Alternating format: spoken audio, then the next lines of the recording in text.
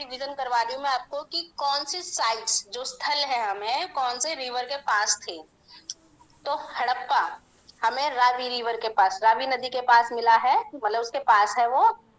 मोहनजोदड़ो सिंधु नदी, कालीबंगा घग्घर नदी, लोथल भोगवा नदी, रोपड़ सतलुज नदी, मांडा क्षेत्र जो है चिनाब नदी, दैमाबाद प्रवरा नदी, आलमगीरपुर हिंदन नदी और सुत कानगेडोर दासत या फिर दाशक नदी, ये हमारे अफगानिस्तान की तरफ है। ठीक है, और भगवानपुरा सरस्वती नदी के पास। देखो मैंने आपको उस पिछले क्लास में बताया था कि नदियों के पास इनका स्थल थोड़ा सा ज्यादा इंपॉर्टेंस रखता है, क्योंकि हमें पता होना चाहिए कि जो भी सभ्यताएं चाहे प्राचीन हो चाहे हमारे आधुनिक समय की हो, वो हमेशा पानी के पास ही उनका जो जीवन होगा वहीं पर होगा। तो हम जो जितनी भी सभ्यता हम पढ़ रहे हैं वो सब पानी यानी नदियों के पास ही मिली है हमें, इसलिए हमें याद करना इसको इम्पोर्टेंट है। अब मैंने क्योंकि लास्ट रंगपुर तक आप लोगों को पढ़ा दिया था, रंगपुर गुजरात क्षेत्र में स्थित है और हमें वहां से क्या प्राप्त हुआ था। अब मैं आगे पढ़ा रही हूँ आलमगीर वाले क्षेत्र से। ठीक है, आलमगीर जो कि हिंदन नदी के पास है और ये मेरठ जिले के से लगता है। राजकुमार कहिए। मैम एक बार रिपीट कर सकते हैं? क्या नदी के क्या नाम, रिपीट करना है? ये रिवर जो बताए हैं। अच्छा हाँ, रिपीट कर देती हूँ। हड़प्पा क्षेत्र, रावी नदी। नागौर सुनिए, ये सारे जो नाम है ये हिंदी और इंग्लिश में सेम ही है। ठीक है, okay ma'am, okay. Harappa Ravi नदी, मोहनजोदड़ो सिंधु यानी इंडस रिवर, कालीबंगा घग्घर, लोथल भोगवा नदी, रोपड़ सतलज नदी, मांडा चिनाब नदी, दैमाबाद प्रवरा नदी, आलमगीरपुर हिंडन नदी, सुतकानगेंडोर दाशत या दाशक, इसको अलग अलग डायलेक्ट में अलग नाम है तो मैंने आपको दोनों पढ़ दिए, दाशत एवं दाशक नदी, भगवानपुरा सरस्वती नदी। ठीक है, अब हम आगे पढ़ रहे हैं आलमगीर क्षेत्र जो कि उत्तर प्रदेश मेरठ जिले से है, के पास है और ये हिंडन नदी के पास हमें मिला था। यहाँ से हमें खुदाई में कुछ बर्तन और हमें मन के यानी कि मोतियां मिली हैं और यहाँ पर हमें बर्तनों पर कलाकारी या चित्रकारी देखने को मिली है। हमें ज्योमेट्री डिजाइन्स देखने को मिले हैं, मोर पक्षी मतलब कुछ कुछ पक्षियों के और गिलहरी वगैरह के हमें इस पे डिजाइन देखने को मिले हैं। तो हम ये कह सकते हैं कि यहाँ के लोग जो बर्तन बनाते थे वो यहाँ पर इसको सजाना, उन्हें यहाँ पर लोगों को सजाना भी बहुत पसंद था। ठीक है, तो यहाँ पर प्रदीप कुछ कह रहे हैं आप? मैम पात्र परंपरा है ना ये, सॉरी मृदभांड पात्र परंपरा करके है कुछ। हाँ हाँ हाँ, अच्छा अब आगे हमारा आता है एक क्षेत्र, आलमगीर हमारा खत्म हो गया है, हम आगे पढ़ रहे हैं हुलास। हुलास भी उत्तर प्रदेश में है, हुलास सहारनपुर जिले के पास है। ठीक है, हुलास सहारनपुर जिले के पास है। ये यहाँ से हमें कांचली मिट्टी के बने हुए मन के मोतियां मिली हैं जो मिट्टी की बनी हुई थी। ये चूड़ियां, खिलौना गाड़ी मिला है।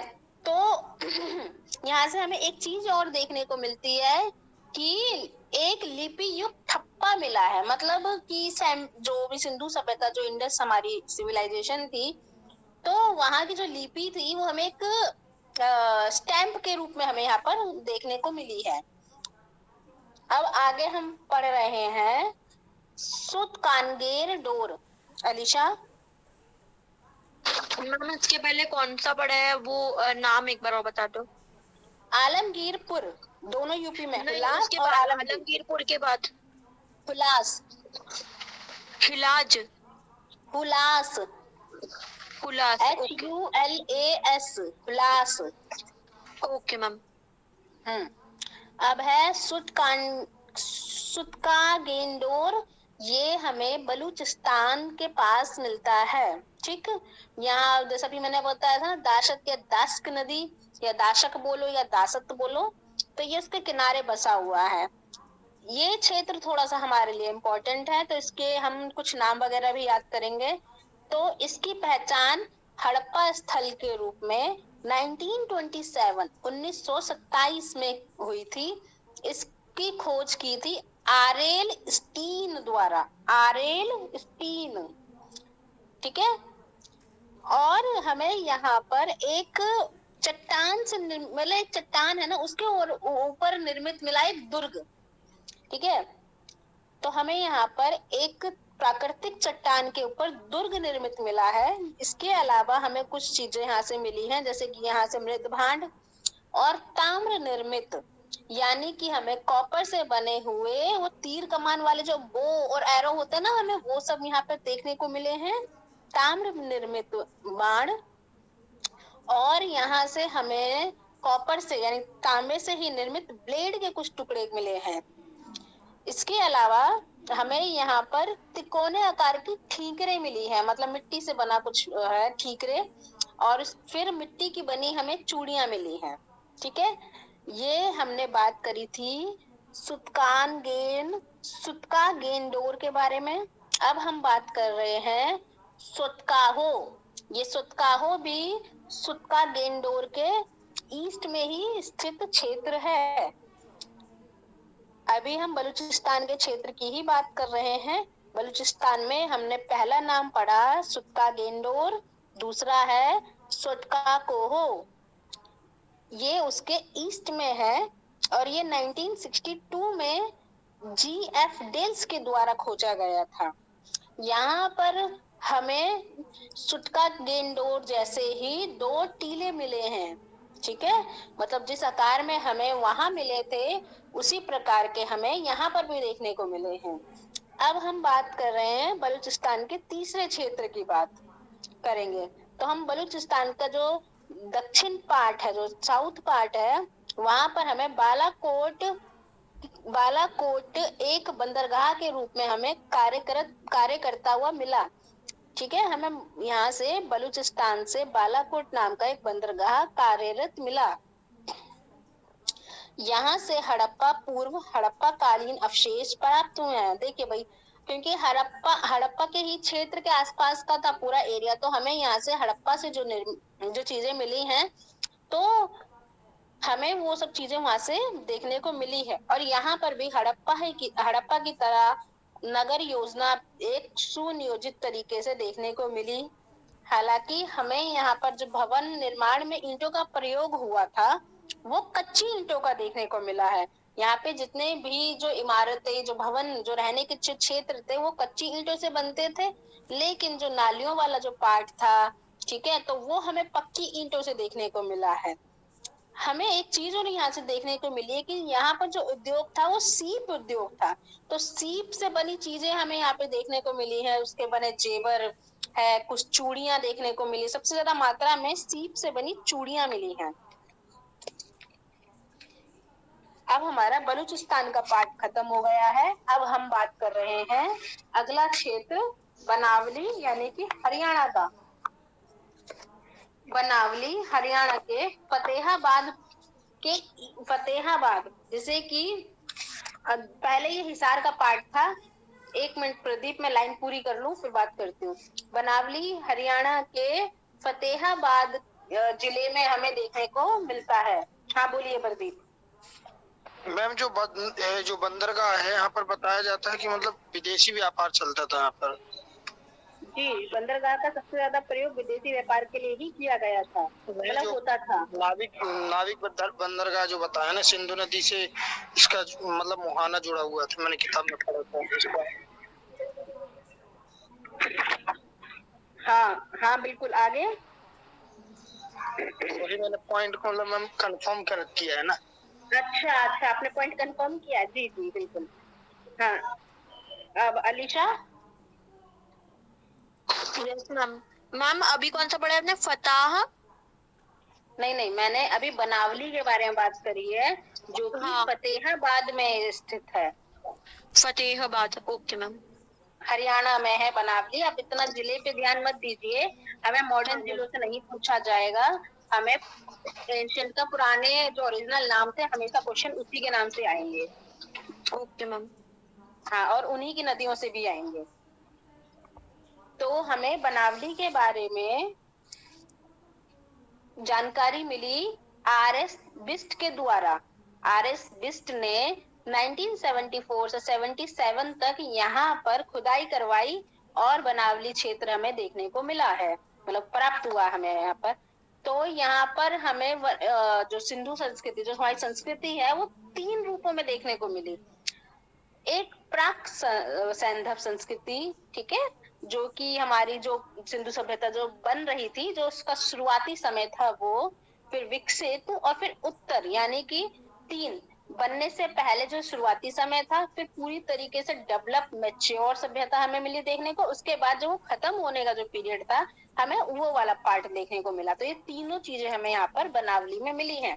तो ये क्वेश्चन यहाँ से थोड़ा सा इम्पोर्टेंट हो जाता है कि वह कौन सा क्षेत्र है जहां से हमें सैंधव संस्कृति के 3 स्तर देखने को मिले हैं। ठीक है, तो वो क्षेत्र है वनावली। अगर हम आज के समय की बात करें तो हरियाणा में स्थित है। और यहाँ पर हमें जो सड़कें हैं स्टार की शेप में देखने को मिलती है। स्टार के शेप में ये विभाजित बनी नहीं है, मतलब इनका जो विभाजन हुआ है वो स्टार की शेप में हुआ है। और यहाँ से हमें मोहरे, बटखरे, लाजवर्ड और कार्नेलियन, ये एक प्रकार का बोल सकते हैं हम मिनरल्स होते हैं। ठीक है, इनसे मोतियां बनाई गई हैं। बटखरे का मतलब वो जो हम यूज करते हैं ना वेट तौलने के लिए, वो ये सब हमें मिले हैं। हल्की आकृति मिली है हमें, और हमें हल्की आकृति से बने खिलौने मिले हैं। तो हम उस खिलौनों के माध्यम से ये जानकारी पता कर पाए, या हमने इस बात को अंदाजा लगाया है कि क्योंकि हमें जानकारी मिली है कि वहाँ खिलौने थे, तो लोग उस चीज के जानकार थे कि हल कैसा होता है और हल का प्रयोग कैसा किया जाता है, और लोग उसके बारे में जानकारी रखते थे। इसके अलावा हमें यहाँ से भी हमें कॉपर से बने हुए एरो मिले हैं। ठीक है, तांबे के बने हुए हमें बाण मिले हैं। अब भगवानपुरा, तो भगवानपुरा आज के समय में कुरुक्षेत्र के पास है। ठीक है, सरस्वती नदी के दक्षिणी में है, कुरुक्षेत्र के पास। और भगवानपुरा की जो खुदाई करवाई थी जेपी जोशी द्वारा करवाई गई थी। तो हमें यहाँ से रंग बिरंगी चूड़ियां मिली हैं। सफेद, काली एवं आसमानी रंग की कांच की चूड़ियां मिली हैं। कुछ हमें तांबे की चूड़ियां भी मिली हैं। ठीक है, लेकिन हमें जो ज्यादा मात्रा में यहाँ पे कांच की चूड़ियां मिली, यानी कि भगवानपुरा क्षेत्र के जो लोग थे वो कांच के जानकार थे। ठीक है, यहाँ तक सबको क्लियर है? प्लीज हैंड रेज कीजिएगा, बोलिएगा नहीं अगर सब जिसको। Yes ma'am. Good good good. अब मांडा के बारे में हम बात कर रहे हैं। ठीक है, मांडा है जम्मू कश्मीर में। ठीक, मांडा चिनाब नदी के साउथ में है। मांडा जम्मू कश्मीर में चिनाब नदी के साउथ में है। और इसका जो हमें इसके खनन मिले हैं हमें 1982 में जेपी जोशी एवं मधुबाला द्वारा किया गया था। मांडा क्षेत्र के बारे में जानकारी हमें 1982 में जेपी जोशी और मधुबाला द्वारा करवाया गया था। हमें यहाँ पर भी संस्कृति के 3 स्तर देखने को मिले हैं, प्राक सैंधव, विकसित सैंधव और उत्तरकालीन सैंधव। हमें इससे पहले ये 3 स्तर कहाँ देखने को मिले हैं? मैम इसके पहले मिले भगवानपुर, बनावली में। गुड गुड, हाँ ऐसे ही याद रखना है आपको कि हमें 3 स्तर बनावली और मांडा में देखने को मिले हैं। ठीक है, यहाँ से भी हमें मिट्टी की ठीकरें, और यहाँ से हमें थोड़े से हड्डी के, अभी तक हमने देखा था कि हमें कॉपर के यानी कि तांबे के देखने को मिल रहे थे, लेकिन अब हमें यहाँ पर हड्डी के नुकीले बाण यानी कि वो एरो देखने को मिले हैं। और यहाँ पे चर्ट के ब्लेड मिले हैं। और हमें यहाँ पर कुछ आधी अधूरी मोहरें देखने को मिलती हैं। ठीक है, अब उत्तर प्रदेश के बागपत जिले, अब आगे आगे है उत्तर प्रदेश के बागपत जिले में बरोट के पास हमें सिनोली नामक हड़प्पा पुरा स्थल मिला है। ठीक है, उत्तर प्रदेश के बागपत जिले में जो कि सिनोली नामक है हड़प्पा स्थल, वहां से हमें 125 मानव समाधान प्राप्त हुए हैं। ठीक है, जो कि दक्षिण, जिनका जो सर है वो दक्षिण दिशा में रखा जाता है। देखो, यूजुअली आज के समय में भी और हड़प्पा समय में भी हमें जो चीजें मिली थी वो हमें ये देखने को मिली थी कि जो भी मृत व्यक्ति के हमें जो भी मिले हैं अवशेष, वो उत्तर दिशा में रखे जाते थे। लेकिन हमें सिनोली नामक क्षेत्र से ये पता लगा है कि 125 हमें वो जो मिले हैं मृत शरीर, उससे हमें पता लगा है कि ये लोग दक्षिण में अपना सर रख रहे, इनका सर दक्षिण में रखा हुआ मिला था। ठीक है, और ऐसी चीज हमें मिस्र में देखने को मिली थी। ठीक, अब देखो मिस्र सभ्यता, अगर यहाँ पे मिस्र का नाम आया तो हम थोड़ा मिस्र के बारे में जान लेते हैं कि मिस्र सभ्यता मिस्र को नील नदी का उपहार माना जाता है। अब भाई नील नदी, क्योंकि वो पूरा क्षेत्र रेगिस्तान से बना हुआ है, वहां से इतनी बड़ी नदी निकलती है, तो पूरा जो विकास हुआ है वो उस नदी के किनारे हुआ। पूरी मिस्र सभ्यता नील नदी के किनारे बसी है, क्योंकि मैंने अभी बताया ना कि कोई भी सभ्यता हो उसे पानी की जरूरत है, तो वो नदियों के पास हमें ज्यादा देखने को मिलेंगी। इसी प्रकार तो हम ये बोल सकते हैं कि हम ये बढ़ रहे हैं कि मिस्र को नील नदी का उपहार कहा गया है। ठीक है, अब आगे बात करते हैं। अब हम आगे देखो, हमारे जो क्षेत्र के नाम थे मैंने आपको सारे बता दिए हैं, हम उनके बारे में और अधिक जानकारियों के बारे में पढ़ेंगे। खुदाई से प्राप्त बहुसंख्यक नारी मूर्तियों से हमने अनुमान लगाया है जो हमारी इंडस सिविलाइजेशन यानी कि जो सिंधु सभ्यता थी वो मृत सत्तात्मक थी। ठीक है, यहाँ पर जैसे हमारी पेट्रियार्कल है, ठीक है, उस वहां पर माता को ज्यादा पूजनीय और ज्यादा सत्ताधारी माना जाता होगा, क्योंकि हमें जो सबसे ज्यादा मूर्तियां मिली हैं वो एक नारी की मिली है, मतलब नारियों की मिली, एक नारी की नहीं, नारियों की मिली है।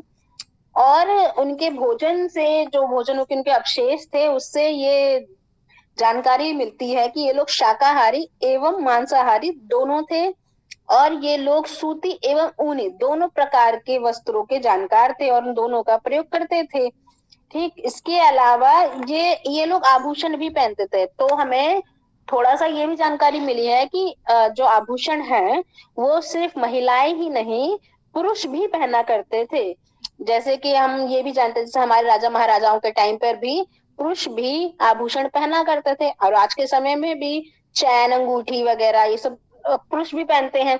इसी प्रकार उस समय भी महिलाएं एवं पुरुष दोनों ही आभूषण पहनते थे, लेकिन महिलाओं के ऊपर हमें आभूषण थोड़े ज्यादा देखने को मिले हैं। जैसे कि हमें नेकलेस हो गया, इयररिंग्स हो गए, कड़ा है, बाजूबंद है, अंगूठी वगैरह ये सब हमें देखने को मिली हैं। इसके अलावा हमें कुछ कुछ क्षेत्रों में, जैसे कि नौसार नामक क्षेत्र से हमें ये देखने को मिला है कि स्त्रियां मांग में सिंदूर लगाया करती थी। ठीक है, स्त्रियां मांग में सिंदूर लगाया करती थी, और क्योंकि सिंदूर हिंदू धर्म में सुहाग का प्रतीक है, तो हम थोड़ा सा इसी कारण, देखो कुछ चीजें हमें जो सिंधु सभ्यता से मिली हैं वो आज भी चलती आ रही हैं, इसीलिए हम ये भी बोल सकते हैं, जैसे हमने पशुपतिनाथ के बारे में बात करी थी। ठीक, अभी हम सुहाग का जो प्रतीक है सिंदूर, हम उसके बारे में बात करते हैं, इसलिए हम थोड़ा सा धर्म के अगर बारे में बात करें और स्नानगार के बारे में बात करी थी, तो हम सिंधु सभ्यता को आप समझ सकते हैं कि हम किस धर्म की तरफ ज्यादा मान सकते हैं। ठीक है, उसके बाद हमें यहाँ से पासा पासा नामक खेल हमें यहाँ पे देखने को मिला है। अब पासा देखो, लूडो भी भारत में ही निर्मित था, और चेस भी था, और पहले के महाभारत के समय में वो खेला जाता था ना, चोकर बोलते हैं, नहीं चोकर नहीं, मेरे को नाम याद नहीं आ रहा, चा से उसका नाम बोलते हैं, मैम हाँ, वो खेला जाता था, वो भी 5 से ही खेला जाता था। ठीक है, तो हमें यहाँ पर ये मिला कि ये लोग एंटरटेनमेंट के बारे में भी जानकारी रखते थे। ठीक है। अब यहाँ के लोग खाना क्या खाते थे, तो हम जानते हैं कि जो पूरी सभ्यता है वो गेहूं और जौ के बारे में ज्यादा जानते हैं, लेकिन हमें कहीं कहीं से हमें चावल की भूसी से ये प्रमाण मिलता है कि कुछ कुछ जगह पर लोग चावल के बारे में जानकार थे। लेकिन ये जो चावल की जानकारी है ये पूरी सभ्यता के पास नहीं थी, पूरी सभ्यता चावल नहीं उगाती थी। ठीक, उसके अलावा हमें बाजरा के बारे में जानकारी मिली कि बाजरा भी पूरी सभ्यता नहीं यूज करती थी, लेकिन गेहूं और जौ ऑलमोस्ट सभ्यता पूरी यूज करती थी, उनका मुख्य भोजन ये हो सकता था। तो हमें चावल के जो अवशेष मिले हैं वो रंगपुर और लोथल से मिले हैं। ठीक है, अब हम आगे बात करते हैं कि यहाँ के लोग जैसे हमने बहुत सारे मिट्टी के बर्तनों के बारे में बात करी कि हमें बहुत सारे क्षेत्रों से मिट्टी के कहाँ बर्तन कहाँ से मिले मिले मैम? रंगपुर और लोथल। जी मैम। ठीक मैम है, शायद मिट्टी के लोथल में एक लोटा भी मिला है, मतलब उसमें चावल के दाने कुछ लिपटे हुए, एक पट कपड़े में लिपटे हुए मिले थे। हाँ जी, हाँ जी, हम उसी के माध्यम से ये जानकारी दे पा रहे हैं कि यहाँ के लोग शायद उस चावल मतलब चावल से ये लोग जानकार थे, लेकिन हमें ये पूरे सभ्यता में तो नहीं मिली है। ठीक, अभी जैसे मैंने पढ़ाया था अभी पीछे कि ये लोग सूती और ऊनी वस्त्र इन दोनों के बारे में जानकारी रखते थे। देखिए, जो इसकी समकालीन सभ्यताएं थी, जैसे मिस्र की सभ्यता थी, मेसोपोटामिया की सभ्यता थी, ठीक है, ये लोग भी सूती कपड़ा या कपास के बारे में जानकारी नहीं रखते थे, या हमें वहां से कोई साक्ष्य या प्रमाण नहीं मिला है। तो बहुत सारी किताबों में ये कहा जाता है कि कपास का आविष्कार सिंधु सभ्यता में हुआ है। ठीक है, तो क्योंकि हमें बहुत बड़ी मात्रा में सिंधु सभ्यता से सूती वस्त्र मिले हैं, उसके अवशेष मिले हैं, तो इसीलिए जो आपसे क्वेश्चन आएगा कि किस प्रकार के जैसे अगर आपसे क्वेश्चन आता है कि कृषि में, तो आप बता सकते हैं कि भाई वो कपास के जानकार थे। अगर वस्त्रों के बारे में आएगा तो आप बता सकते हैं कि सूती कपड़ों के वो जानकार थे, क्योंकि वो सूती कपड़ों का प्रयोग करते थे। तो अब देखो, अब आगे है भारत से कपास ग्रीस गई, क्योंकि इसकी खेती भारत में ही शुरू हुई थी, तो भारत से कपास ग्रीस गई और वहां के लोग भारत को सिंडन के नाम से जानते थे। ठीक है, सिंडन के नाम से, फिर आगे ही वही नाम पढ़ते पढ़ते सिंदन, फिर इंडस, ऐसे करते करते पूरा नाम आगे रीनेम होता रहता है। ठीक है, फिर हमें जानकारी मिलती है कि भारत में देखो, एक मैं आपको लाइन बता देती हूँ, और आपको पता भी होना चाहिए कि जो हम हिस्ट्री है, आपने वो पढ़ा होगा ना,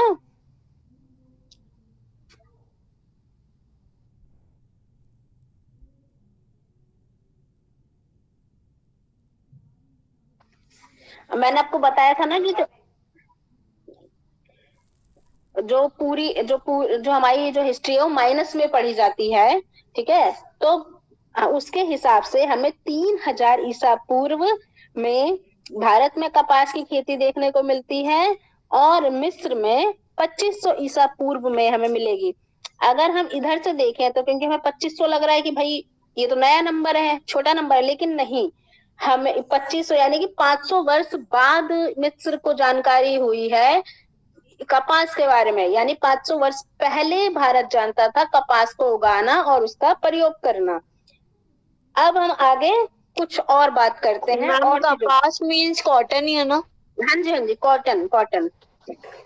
ओके मैम।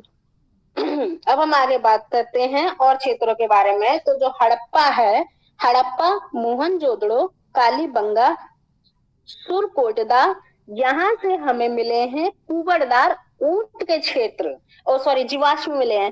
तो देखो, हमें ऊंट ना बहुत ज्यादा जगह देखने को नहीं मिले थे, लेकिन हमें हड़प्पा, मोहनजोदड़ो, कालीबंगा, सुरकोटदा में ऊंट देखने को मिले हैं। ठीक है, उसके ऊंट के जीवाश्म हमें मिले हैं। और इसके अलावा हमें घोड़े के बारे में, ठीक है, घोड़े के बारे में हमें जानकारी मिली है सुरकोटदा लोथल, कालीबंगा से हमें वहां की हड्डियां, उसकी कुछ मूर्तियां और जबड़े मिले हैं, लेकिन ये बहुत सीमित मात्रा में मिले हैं, ये बहुत बृहद मात्रा में हमें वहां से देखने को नहीं मिले हैं। ठीक है, आप लोगों के जितना अभी पढ़ाया उतना समझ में आया? अभी तक यस कोई मैम। क्वेश्चन है किसी को? No ma'am. चलिए हम आगे बात करते हैं। तो अब देखो आगे हम बात करेंगे कि हमें सिंधु सभ्यता में जो वस्त्र उद्योग था, उसमें जो मतलब जो प्रमुख उद्योग हम बोल सकते हैं सिंधु सभ्यता का, वो वस्त्र उद्योग था। और मोहनजोदड़ो से तांबे के 2 उपकरण मिले हैं जो कि सूती धागा एवं कपड़े में लिपटे हुए थे। ठीक है, तो हमें उससे फिर वही सब जो छोटी छोटी चीजें होती हैं, हमें उनसे ही जानकारी मिलती है कि ये लोग किन चीजों के जानकार थे।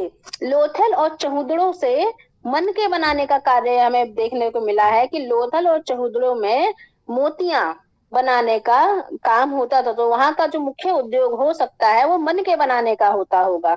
और लोथल तथा बालाकोट से हमें सीप उद्योग देखने को मिले थे। ठीक है, तो लोथल और बालाकोट में सीप उद्योग ज्यादा था, लोथल और चहुदड़ो में मन के, यानी कि लोथल में मन के एवं सीप उद्योग दोनों चल रहे थे साथ साथ।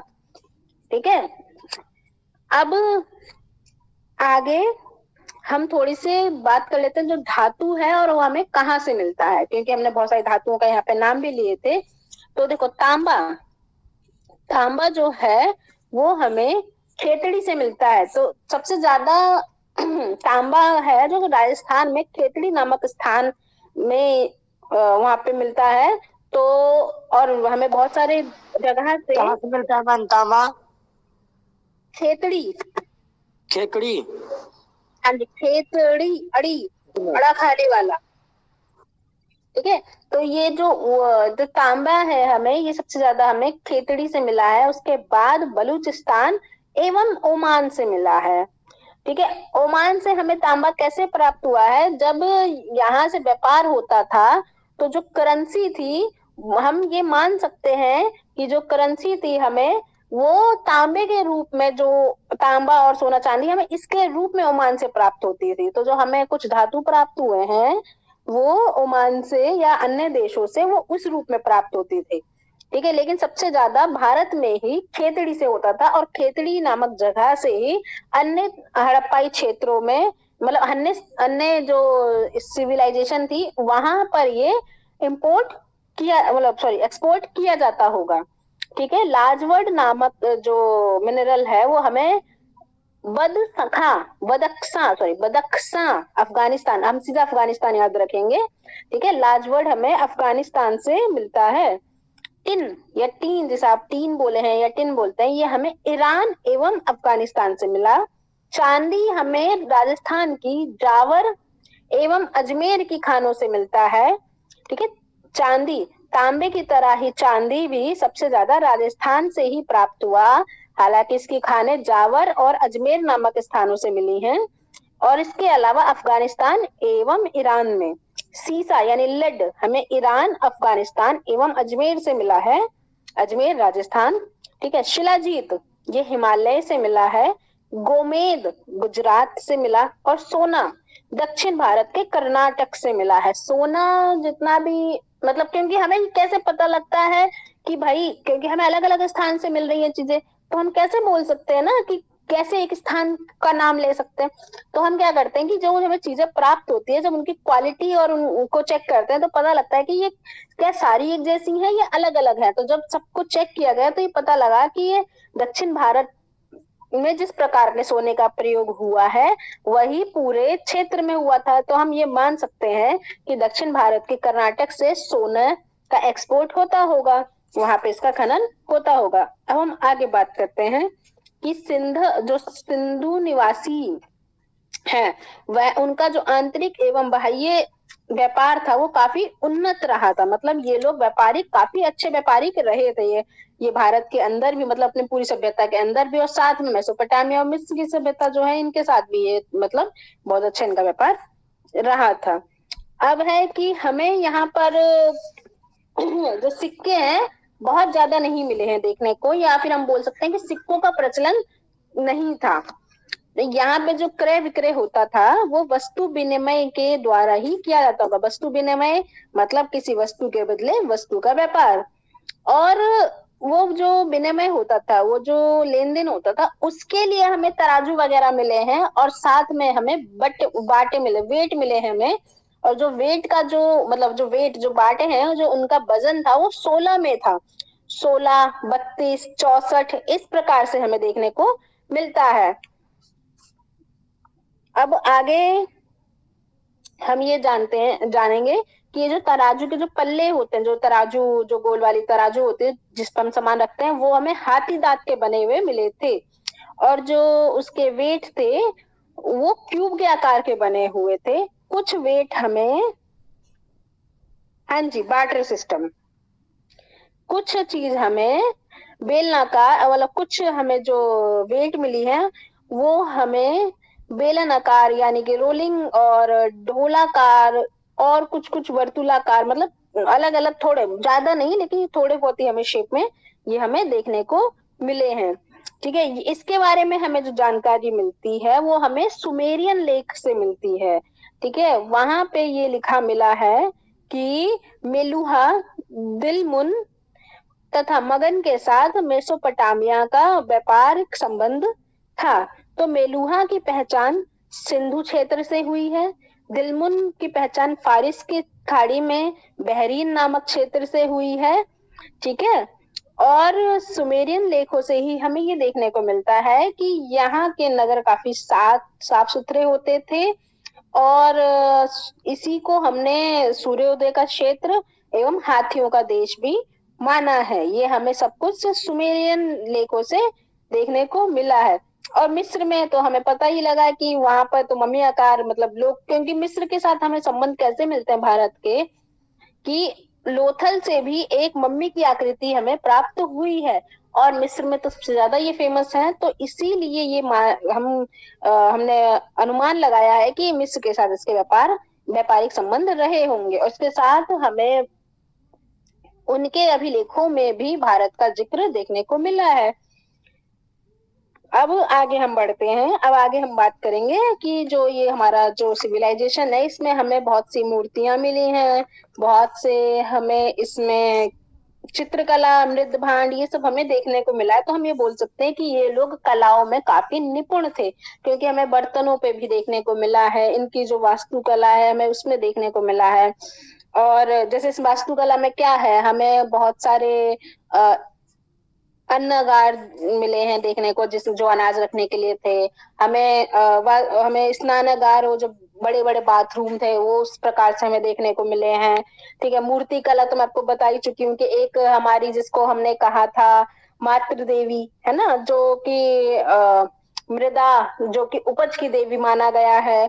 फिर नारियों की बहुत सारी सुंदर, एक हमें नर्तकी, जो हमें कांसे की नर्तकी मिली है देखने को, जो सबसे ज्यादा इंपॉर्टेंट है पूरी सभ्यता की जान, मतलब बहुत ज्यादा, कि हमें फिर इससे पता लगता है कि अच्छा, ये जो सभ्यता है ये नारी नारी मतलब मातृ सभ्यता, मातृ तत्मक, सॉरी मातृतात्मक मात्र सभ्यता थी। सत्तात्मक। हाँ जी, हाँ जी, वो ठीक है, वो सभ्यता थी। तो ये सब चीजें हमें यहाँ पे मिली कि ये लोग कला में बहुत निपुण थे। और हमें फिर पशुपतिनाथ की हमें मूर्ति मिली है, कुछ पशुओं की मूर्ति मिली है। तो हमें इसमें भेड़, ठीक है, हाथी, ये सब देखने को मिले हैं। इसके अलावा हमें यहाँ से कुछ मोम की, मतलब वैक्स की स्टैचूज भी देखने को मिली हैं। और हमने पढ़ा था, मैं फिर भी बता देती हूँ, मोहनजोदड़ो से हमें वही कांसे की नृत्य की एक, हमें डांसिंग डॉल बोल सकते हैं, डांसिंग विमेन की हमें एक मूर्ति देखने को मिली है। और लोथल से हमें क्या प्राप्त हुआ है, कुत्ते की मूर्ति, और साथ में हमें कि बिल्ली के पीछे कुत्ते के हमें छाप, यानी कि ये लोग कुत्ते बिल्ली के भी जानकार रहे होंगे। और चहुदड़ों से हमें मिला है इक्का गाड़ी एवं बैलगाड़ी। ठीक है, बैलगाड़ी जो आज के समय का बैलगाड़ी था, हमें बिल्कुल उसी प्रकार की गाड़ी, मतलब उसी प्रकार का वो खिलौने के रूप में वो देखने को मिला है। इसके अलावा यहाँ पे पुरुषों वगैरह की भी मिली है। हाँ आकांक्षा, आपने हैंड रेस किया क्या, कहिए। मैम बाई मिस्टेक हो गया है। ओके ओके, ठीक है। तो हमें पुरुषों की भी मूर्तियां मिली है, बट बहुत ज्यादा नहीं मिली हैं। स्त्रियों की हमें सबसे ज्यादा मिली हैं, और फिर पशु पक्षियों की मिली हैं। इस सभ्यता में जो हमें सबसे ज्यादा मोहरे मिली हैं, अब हम मोहरे पे बात करेंगे, जो हमें सबसे ज्यादा मोहरे मिली हैं वो सेलखड़ी की मिली हैं। और इसके अलावा ये इनके आकार मिले हैं, कुछ हमें वर्गाकार मिले हैं यानी स्क्वायर हैं, कुछ चौकोर में हैं, कुछ क्यूब हैं, कुछ गोल हैं, ठीक है। तो हमें कुछ इस प्रकार से मिले, कुछ सिलेंड्रिकल मिले हैं। और इन मोहरों पे जो सबसे ज्यादा हमें देखने को मिला है कि क्या छपा था इन मोहरों पे, तो एक सींग वाला पशु था, ठीक है। एक सींग वाला पशु, तो अनुमान ये लगाया जा गया है कि एक सींग वाला तो गैंडा है, ठीक है। तो एक सींग वाला हमें यहाँ पे गैंडा देखने को मिला है। बस 5-10 मिनट और 5 मिनट की बात और है, फिर हमारा ये टॉपिक पूरा खत्म हो जाएगा, ठीक है। और उसके अलावा जैसे मैं आपको पशुपति की बात थी, तो हमें बहुत मोहनजोदड़ो से जो हमें मोहर प्राप्त हुई है, मोहनजोदड़ो से जो हमें मोहर प्राप्त हुई है, वहां से हमें एक व्यक्ति है, ठीक है, एक व्यक्ति, एक पुरुष की हमें मिली है, और उसके आसपास कुछ पशु बने हुए हैं, ठीक है। तो हमने उन्हें बोला है कि एक योगी की आकृति मिली है, और उसके एक तरफ बाघ, एक तरफ हाथी, ठीक है। मतलब एक हाथी, बाघ और हाथी लेफ्ट में, और उसके राइट में है गेंडा और भैंसा। नीचे हमें उसके, जहां वो बैठा हुआ है उसके नीचे हमें हिरण मिले हैं, और उसके हाथ में कुछ त्रिशूल जैसा है, ठीक है। तो हम इससे ये मान सकते हैं, और हमने ये माना भी है कि हमारे जो आज के शिव हैं, ये कुछ उसी प्रकार के व्यक्ति थे, तो हमने इनको पशुपति का नाम दिया है, ठीक है। तो हाँ, यहाँ पे प्रदीप ने बारहसिंगा का नाम लिया है, ठीक है। तो मार्शल मार्शल ने इन्हें बोला, मार्शल ने इन्हें रुद्र का नाम दिया है, यानी शिव का नाम दिया है, ठीक है। अब आगे यहाँ पे बात की गई है कि मृद भांड किस कलर के होते हैं, तो कहीं कहीं हमें लाल काले के साथ मिले हैं, कहीं पर हमें ग्रे के साथ मिले हैं, ठीक है। और फिर इनके ऊपर कुछ पेंटिंग्स मिली, जैसे मैंने अभी पीछे भी बात करी थी कि जानवरों के चित्र मिले हैं, कहीं पे पक्षियों के चित्र मिले हैं, कहीं पर ज्योमेट्रिकल साइंस है, कहीं त्रिभुज बनाया, स्क्वायर है, वो ना उस प्रकार से डिजाइन बनाया गया था। और किस प्रकार के हमें बर्तन मिले हैं, तो बर्तन में हमें मर्तबान यानी कि वो मटके के टाइप मिले हैं, कटोरे हैं, कटोरे हैं, और तस्तरियां, थालियां, हमें ये सब मिली थी। और अभी हमने बात करी थी ना आभूषणों के बारे में, कि यहाँ पे स्त्री और पुरुष दोनों ही आभूषण पहना करते थे। तो जो अब देखो आभूषणों में भी हम यहाँ पर यहाँ की क्या बोल सकते हैं कि आर्थिक स्थिति को समझ सकते हैं, कि हमें जो सोना चांदी या फिर शंख या फिर हाथी दांत, जो कि महंगे आभूषण हम जैसे मानते हैं, ठीक है, वो हमें बहुत सारे लोगों से नहीं मिले हैं, ये हमें कुछ लोगों से मिले हैं। तो यहाँ पे माना जा सकता था जिन लोगों की आर्थिक स्थिति अच्छी रही होगी, वो लोग सोने चांदी के आभूषणों का पहनते होंगे। इसके अलावा जो साधारण लोग थे, उन्होंने कुछ, जैसे हमने मिट्टी के मनकों की बात करी थी और सीपियों की बात करी थी, तो हमें इनके आभूषणों से भी मिले हैं। कहीं कहीं पे कांसे, लोगों ने कांसे के या फिर तांबे के आभूषण भी पहने हैं, तो वही उनकी आर्थिक स्थिति कैसी रही होगी, उस हिसाब से भी हमें उनके आभूषणों से हमने पता करा है या हमें पता लगा है। और फिर हमें एक स्त्री जिनके गर्भ से एक पौधा है, हमें वो उसके बारे में पता लगा है कि वो उनके गर्भ से एक पौधा निकलता है, जैसे हमने मातृ देवी का नाम दिया है या उर्वरता की देवी का नाम दिया है।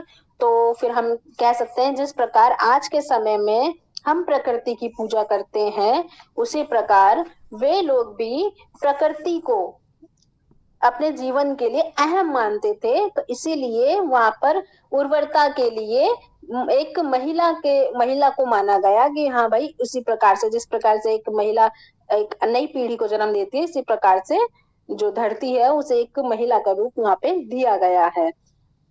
मिस्र के लोग इसे नील नदी की देवी आइसिस बोलते हैं, ठीक है। मिस्र में इसे नील नदी की देवी आइसिस कहा गया है। जिस प्रकार से यहाँ पर उर्वरता की देवी कहा गया, उसी प्रकार नील नदी में देवी आइसिस कहा गया। और इसके अलावा मातृ देवी और शिव के अलावा यहाँ पर पशुओं, पक्षियों, वृक्षों की उपासना की जाती थी, उनकी पूजा की जाती थी। वृक्षों के बारे में जो हमें जानकारी मिलती है वो है पीपल के पेड़ का, हमें कुछ कुछ यहाँ पे मिले हैं, कुछ कुछ मोहरों से हमें पीपल की छाप मिलती है, जिससे हमें पता लगता है कि ये लोग पीपल के पेड़ की पूजा करते थे। उसी प्रकार जिस प्रकार आज के समय पे पीपल की पूजा की जाती थी। और हमें कुछ पुरास्थलों जैसे कि लोथल, कालीबंगा एवं बनावली से अग्निकुंड एवं कुछ यज्ञ वेदियां प्राप्त हुई है। देखो, हमने पूरे सभ्यता के बारे में जो जानकारी ली है, हमें उससे ये पता लगा कि कहीं भी हमें मंदिर के आकार का कोई विशाल या छोटा किसी भी प्रकार का स्ट्रक्चर या स्थान नहीं देखने को मिला है। लेकिन हमें ये 3 जगह पर लोथल, कालीबंगा एवं बनावली से कुछ अग्निकुंड और कुछ यज्ञ वेदियां या वेटिकाएं बोलते हैं जिन्हें, हमें वो देखने को मिली कि तो ये लोग शायद कुछ इकट्ठे होकर पूजा पाठ या जिस प्रकार की भी जो भी उपासना ये करते होंगे उनमें इनका प्रयोग था। और हमें उत्तर दक्षिण दिशा में शव दफनाने की प्रथा मिली। ठीक है, अभी हमने बात करी थी कि हमें कौन से स्थान से दक्षिण दिशा में शव दफनाया गया था। प्रदेश, हाँ जी, हाँ जी। UP, UP. कौन सा जगह का नाम बताओ। हाँ, मैं आपसे जगह का नाम पूछ रही हूँ। मेरठ। नहीं नहीं नहीं, मैम सहारनपुर।